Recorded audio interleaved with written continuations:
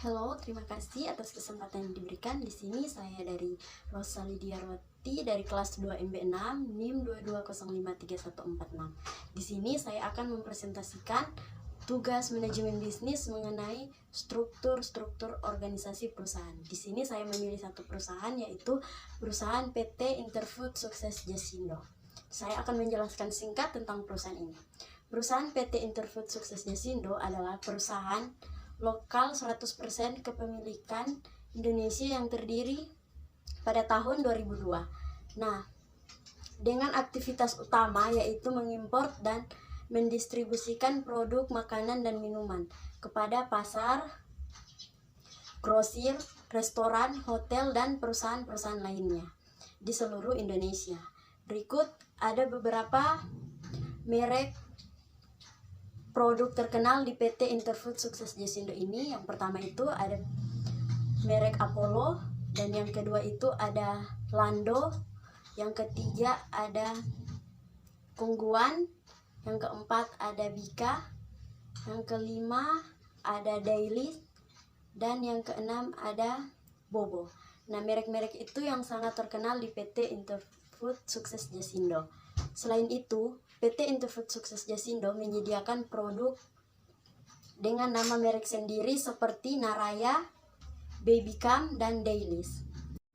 Oke, berikutnya telah masuk PDP struktur. Yang pertama itu ada Dewan Komisaris. Dewan Komisaris ini dia yang bertanggung jawab melakukan pengawasan untuk mengawasi kegiatan atau organisasi yang ada di perusahaan, memberikan arahan atau nasihat kepada direktur sesuai kepentingan dan tujuan perusahaan. Berikutnya ada direktur. Direktur ini dia yang bertanggung jawab untuk memimpin dan mengelola dan mengarahkan perusahaan sesuai dengan tujuan dari perusahaan ini. Dia yang mengontrol dan mengelola aset perusahaan serta menyusun rencana kerja tahunan berupa anggaran tahunan perusahaan. Dan berikutnya ada sekretaris. Sekretaris ini mempunyai tugas melaksanakan sebagai administrasi pegawai dan menyusun rencana kegiatan kerja. Yang berikutnya ada manajer personali. Manajer personali ini dia yang bertugas untuk bertanggung jawab terhadap bagian administrasi perusahaan. Yang berikutnya ada bagian umum personali. Bagian yang spesialis mengatur atau mengelola sumber daya manusia dalam perusahaan termasuk proses penerimaan pegawai. Berikutnya ada tugas dari manajer pemasaran.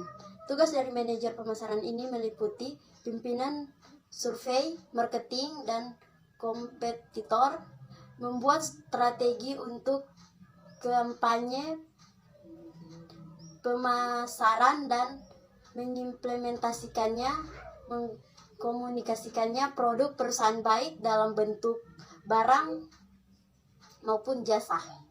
Berikutnya tugas dari bagian gudang.